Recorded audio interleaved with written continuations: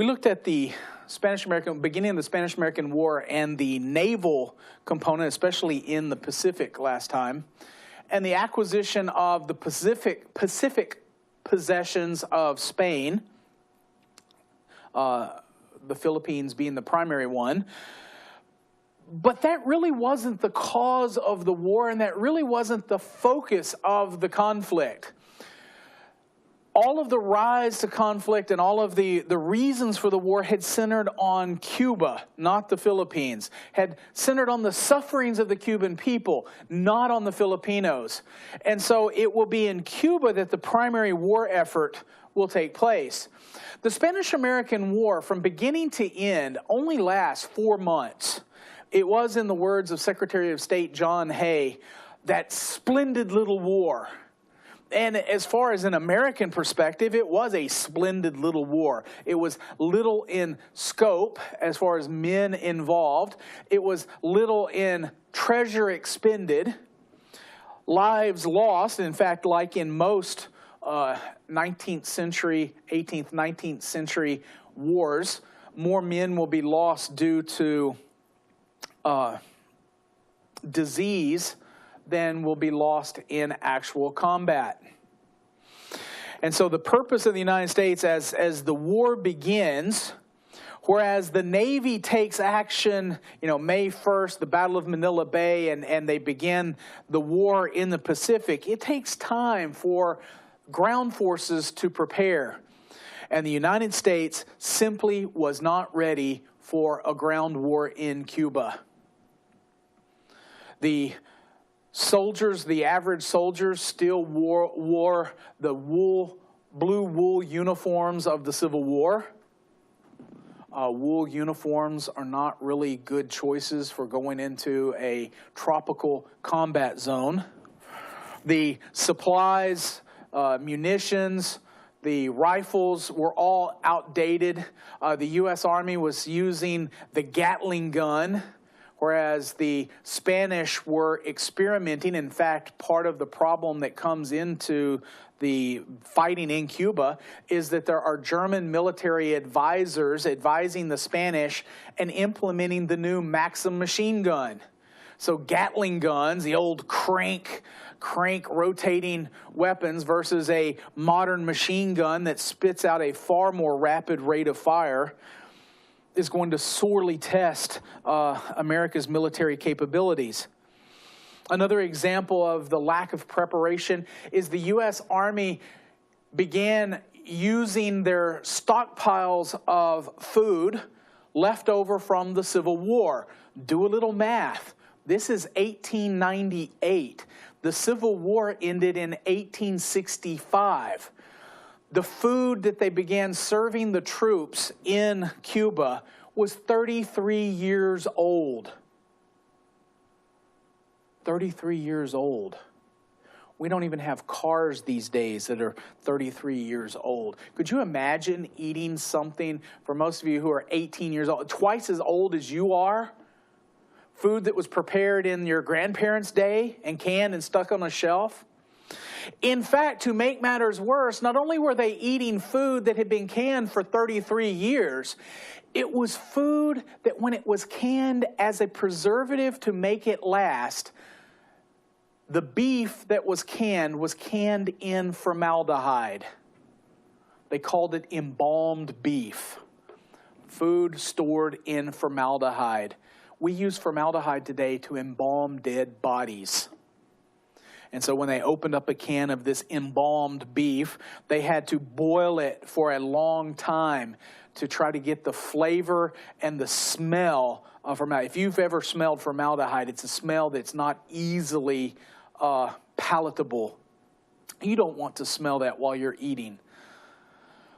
They had leftover bread from the Civil War, hardtack, that had been cooked 33 years earlier. And when they opened up the boxes, the hardtack, which are hard bricks, I had some the other day. There was a Civil War reenactment, and one of the ladies made hardtack, and it was really good. But it had only been a couple of days old Could you imagine eating this stuff that was 33 years old? You take it out of the box and it would just fall apart, or there would be just remnants of dead weevils that it had been eaten by the bugs years earlier. So you had a box of dust. The American rifles were out of date, still used ammunition that produced clouds of gun smoke, whereas the Spanish are using smokeless powder, which when they fire, it doesn't give away their position. Every time an American fires their rifles, with the exception of units that equip themselves with different rifles than what the War Department issued, they gave away their position, which immediately drew returning fire. And so it was a splendid little war as far as its duration and the far amount of treasury expended, but as far as the supplies and the readiness, America wasn't there. The United States wasn't ready with regard to rolling stock to get the soldiers from around the nation to the embarkation point in Tampa Bay, Florida. And so trains were stuck waiting for extra boxcars to carry soldiers. And some of those trains, especially carrying the Buffalo soldiers from the west, to be stuck with a trainload of colored troops in the heart of Alabama or Mississippi during the height of Jim Crow, probably wasn't a good idea. And so it became problematic, the lack of rolling stock. The Navy didn't have enough transport ships to transport the entirety of the Army in one massive invasion force. So they had to do it in stages. And by the time the second part got there, the war was over in Cuba. So let's look at the raising of the Army. The call for volunteers went out, and one of the first people to volunteer, and you see him on the right, was Theodore Roosevelt. Theodore Roosevelt resigned as Assistant Secretary of the Navy and asked President McKinley for the right to raise a regiment. Now, Roosevelt wasn't a military man, but he knew with his views of imperialism and his desire for American expansion, he wanted to see combat, and he wanted to see if he had the strength of character to face the bullet. And so he volunteers to serve. Let me tell you something about Theodore Roosevelt. I personally love him as a president, although I don't agree with some of the ramifications of his policies. But Theodore Roosevelt, the man, was born as a weak, sickly child, and his dad built him a gymnasium in their house in New York City for him to build his body as well as his mind. And Roosevelt had the IQ of a genius. He read a book a day. He read 5 magazines and 5 newspapers a day with almost perfect recall. And so when Theodore Roosevelt asked to lead a regiment of infantry, he's not doing it out of total ignorance. He reads every book that he can find on warfare and masters the details. But he understands, as a leader of men, experience matters. And so when he asks McKinley to allow him to raise a regiment, he knows he will do the legwork, but it needs an experienced officer at its head. And so Theodore Roosevelt asked Colonel Leonard Wood, which you see on the left, Colonel Leonard Wood, to serve as the colonel. Leonard Wood was McKinley's personal physician. He's a doctor by trade, but a professional military man as well. And so Theodore Roosevelt and Leonard Wood, Colonel Leonard Wood, Lieutenant Colonel Theodore Roosevelt, will raise a regiment called the 1st U.S. Volunteer Cavalry. It will be affectionately known as the Rough Riders. And you can see the flag and the hat insignia there underneath it in the center. They would raise the most unique regiment that probably has ever served in the U.S. Army. It contained Harvard students, Yale students, Princeton students, outlaws, posses, sheriffs. It came from across the West, across the South, the New England Ivy League. All of these different regiments and different companies and groups came together to form the 1st Volunteer Cavalry. In fact, a few years ago, TNT made a fairly good movie called The Rough Riders, featuring Sam Elliott and Tom Berenger and others. And they did a great job of portraying the raising and training of the regiment. You see Theodore Roosevelt on the right. He's no military man, but he had his uniform. His is not blue wool. He had it designed at Bloomingdale's, so it's a fashion plate uniform with the stylish and jaunty hat. The various Ivy Leaguers in the regiment, their daddies are able to provide enough funding that Roosevelt's regiment is going to have state-of-the-art weaponry. The rest of the Army, from the Buffalo Soldiers out west, the Buffalo Soldiers being black cavalry units assigned on the frontier, infantry units from across the United States, as well as volunteer regiments. The surprising picture in the slide you're looking at now, the picture in the upper middle is a picture of William Jennings Bryan, who had been the presidential candidate in 1896.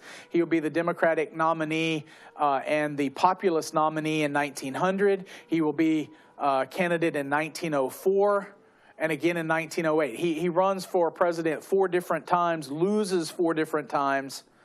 But here you see William Jennings Bryan and his wife in his tent in Tampa, Florida, waiting to be deployed. William Jennings Bryan had asked William McKinley to raise a regiment. The importance of this picture isn't that McKinley allowed his political opponent to raise a regiment, although that is somewhat politically dumb of McKinley, giving your opponent an opportunity to be seen in uniform and to raise a regiment is always going to be a vote getter. But McKinley's not stupid enough to send Bryan into action where he can see combat and become a hero. So William Jennings Bryan and his wife and his regiment never leave Tampa. But the importance of this picture is William Jennings Bryan was a pacifist. He was a Methodist minister and he was a pacifist, but he sacrificed his pacifism to garner votes, to be seen in uniform. And you see him there in the blue wool uniform of the Civil War, even though this is 1898. The various other pictures are the regiments gathering in Tampa, waiting to board ship. The lower center picture is actually the Rough Riders boarding ship for transport to Tampa. Because of the lack of transport ships, it was determined that the cavalry should be left behind. Theodore Roosevelt, getting word of this early, orders the regiment to leave their horses, and they race to a regiment, and they're going to fight in the Spanish-American War as dismounted cavalry, with only certain officers having horses. In fact, Theodore Roosevelt's going to be quite disappointed and upset. His favorite horse drowns swimming from the transport ship to the beach in Cuba. Little Texas will drown in the attempt to get ashore. But the Army assembles and prepares to advance on Cuba. The U.S. Army puts together an invasion force of 17,000 men, mostly volunteers.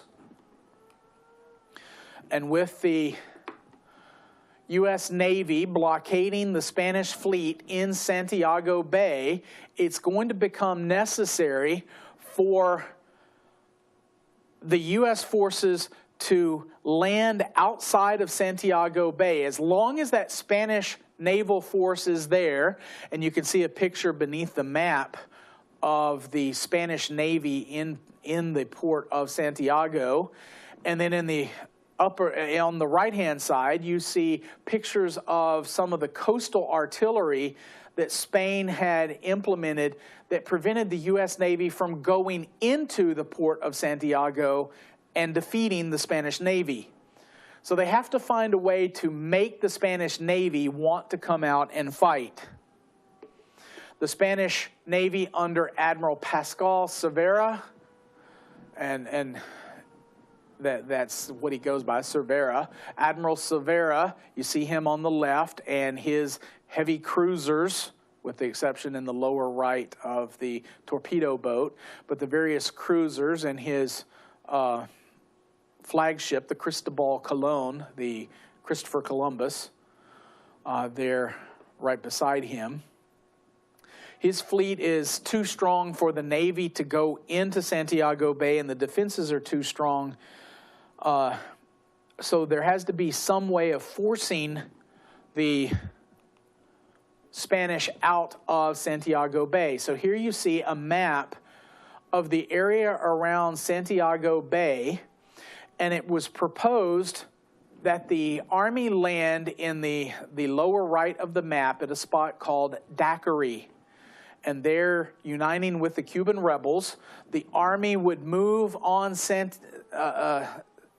Santiago from the east, moving westward toward Santiago, driving the Spanish Army ahead of them, and then take the mountain range that surrounds Santiago Bay. And once the U.S. had artillery implemented on Santiago Heights, also known as San Juan Hill, but the Santiago Heights around the city, they could begin bombarding the fleet in port and force the fleet to go out and face the American fleet.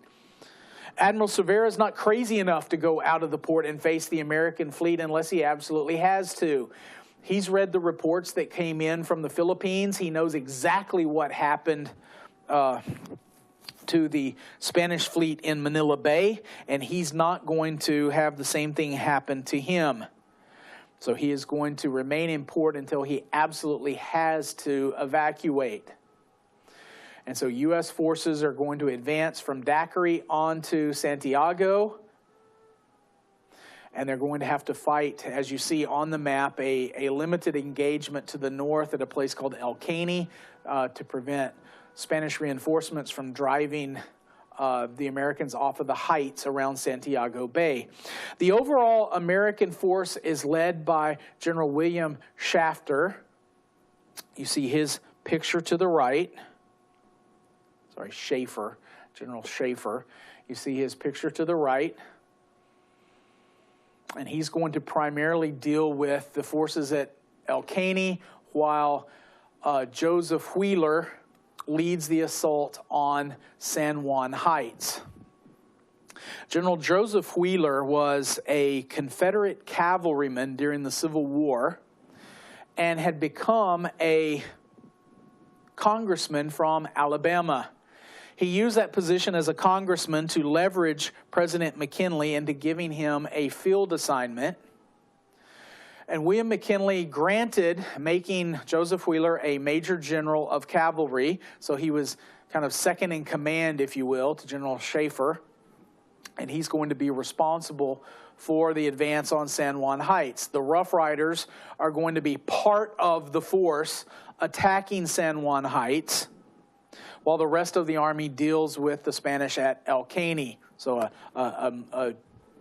a Y movement, if you will, to deal with the two disparate forces. And here you see the close-in map of the attack on San Juan Heights.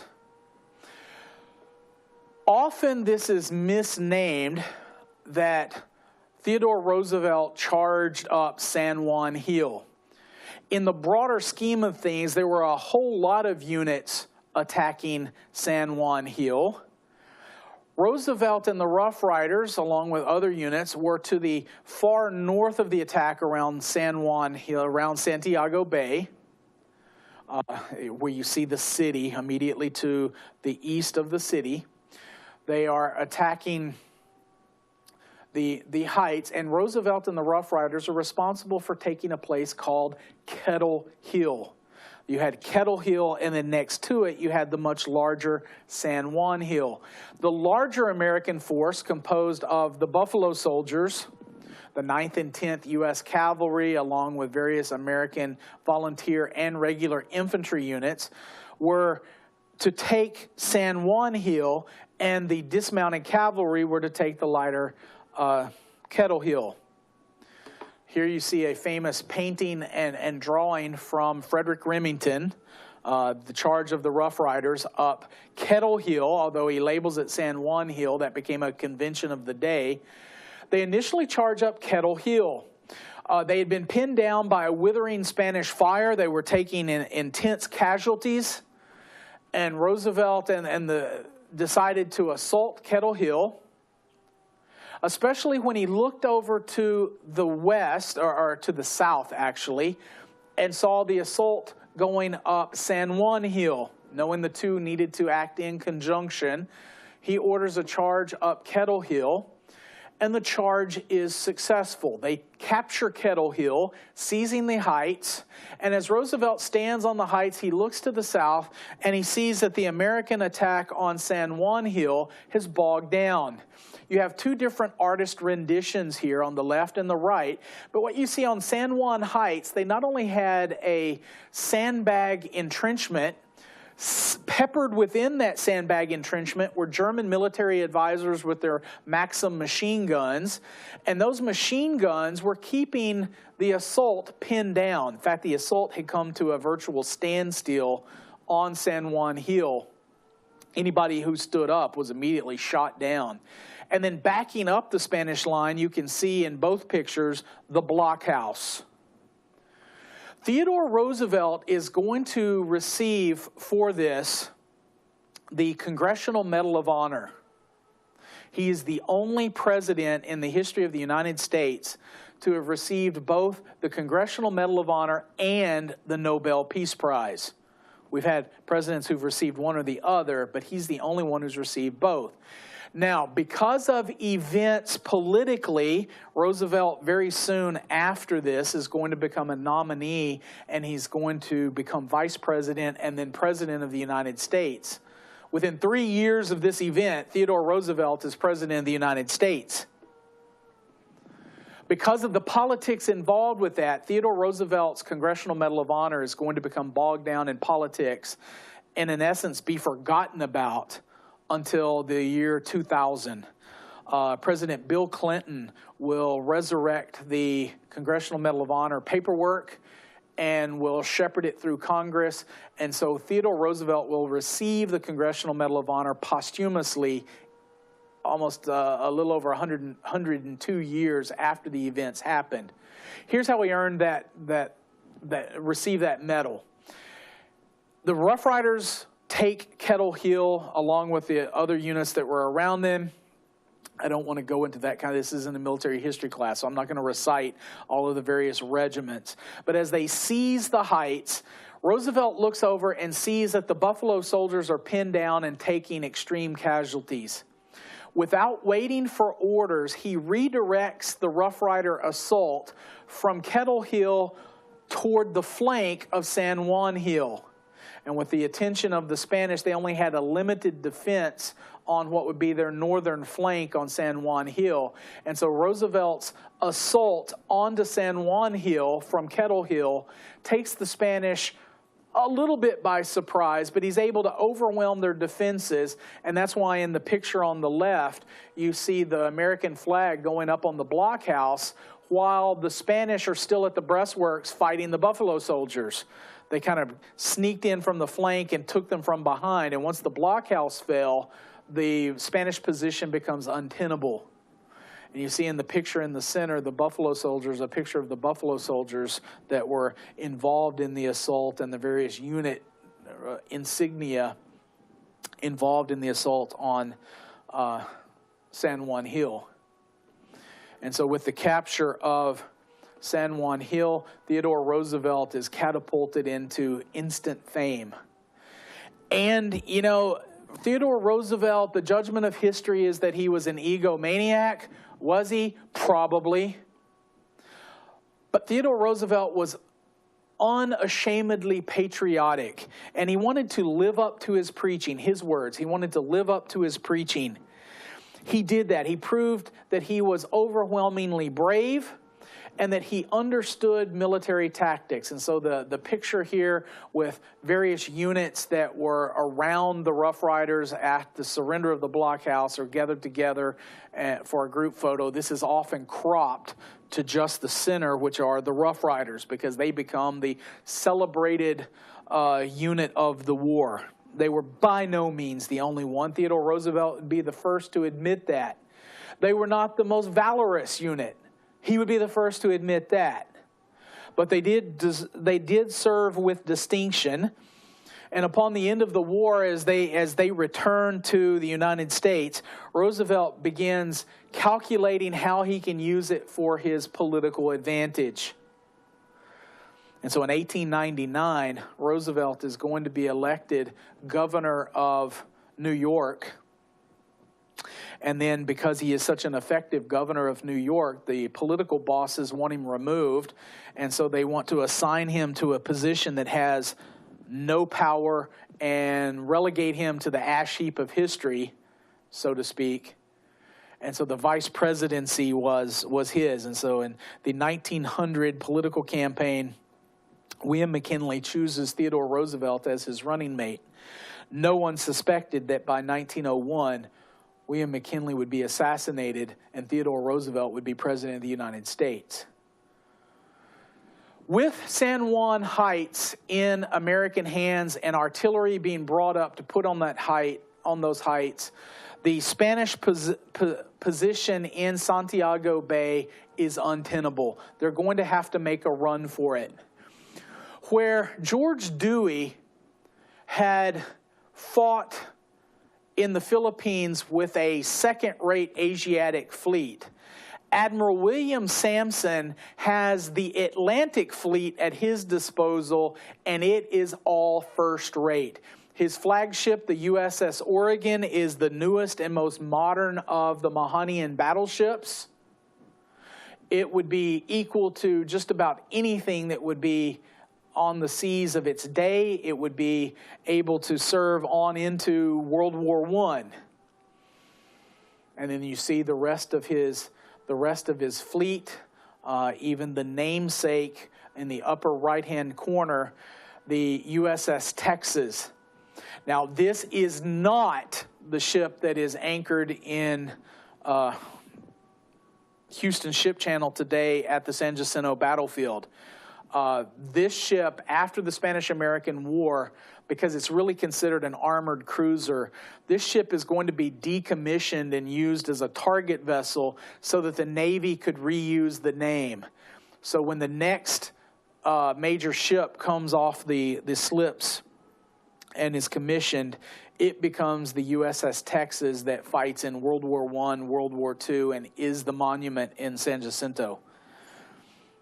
And so William Sampson, with this massive fleet outside of Santiago Bay, is waiting for the Spanish to make a run for it. And on July the 3rd, 1898, the Spanish do exactly that. Admiral Cervera makes a run for it. Their ships race out of Santiago Bay at full speed. It's not really a surprise to anyone. I mean, the coal-fired ships of its day produce massive amounts of smoke, which you can see on the horizon. So the American fleet was anticipating their exit, and as they came out of Santiago Bay, they were gunned down one by one. The only one to really make a run for it was the Cristobal Colon, which was the fastest and most modern, and it was easily chased down from the rest of the fleet. And Admiral Cervera had to order the ship run aground, as most of them did. They made enough to satisfy their honor, and then the ships were grounded or scuttled, and their crews were able to swim to shore.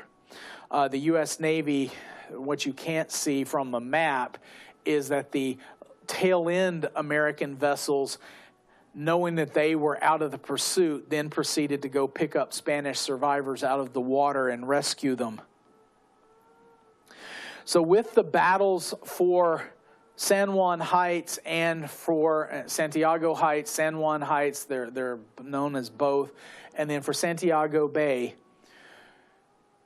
the Cuban Captain General Ramon Blanco asked for surrender terms. And with those terms, Cuba falls to the United States. Now, because of the Teller Amendment, we're not going to take Cuba. Instead, we take that one small section on the eastern portion of Cuba to become the naval base at Guantanamo Bay.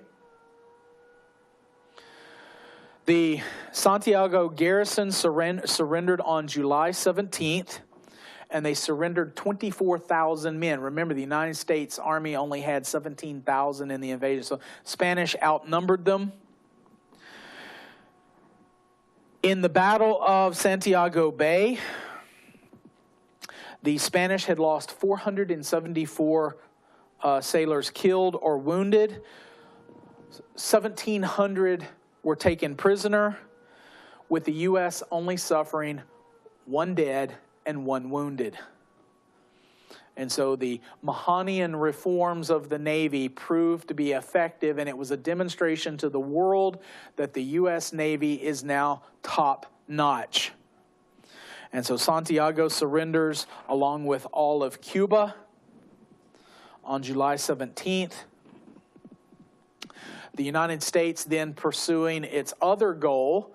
While the Teller Amendment says we will not take Cuba, we will lease a naval base, but we won't take Cuba, it said nothing about the rest of Spanish possessions in the Western Hemisphere. And so on July 25th, the U.S. launches an attack on Puerto Rico. And you can see the various pictures of the assault on the castle defending Puerto Rico in the middle upper left. And the bombarding force, the invasion force.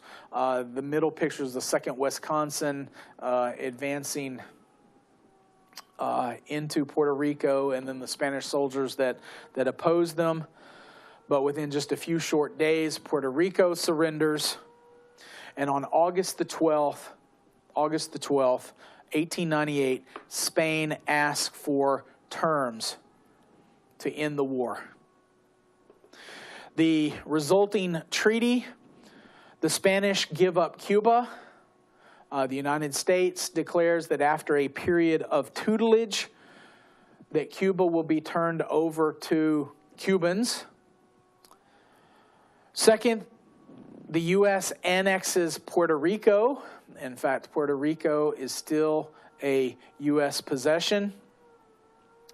And then third, the U.S. gained control of Manila, but then Manila, the city of Manila, doesn't fall until after the peace negotiations had begun. So the United States end up paying Spain for the Philippines. Because the armistice occurred and then the Philippines, the U.S. took the Philippines, the United States paid Spain $20 million in compensation for the Philippines. The United States also gained Guam as yet another one of those stepping stone islands in the Pacific. And then because we have Guam, we have Midway, the United States is going to lay claim to Wake Island as well. And although it was not a Spanish possession, the surrounding Spanish possessions allowed the United States to lay claim to it. And then in the midst of the war, McKinley pushes for the annexation of Hawaii, and Hawaii becomes an American territory. So the outplaying of the war is the United States has now proceeded to become a worldwide empire, a world power. We have possessions in this 50 short years from the end of the Civil War until the end of the Spanish-American War, and I know that's not 50 years, that's 30 plus years, but within a 50-year time span, the United States went from a third-rate naval power to a first-rate naval power. They acquired Alaska, Samoa, Hawaii, Wake, Guam, the Philippines, Puerto Rico, and a naval base in Cuba. And now we're looking to, following that Mahanian doctrine, to tie it all together. And the crown jewel will be an Isthmian canal that makes all the rest of it relevant. And so it will be left to President Roosevelt, following the death of McKinley, to make that happen.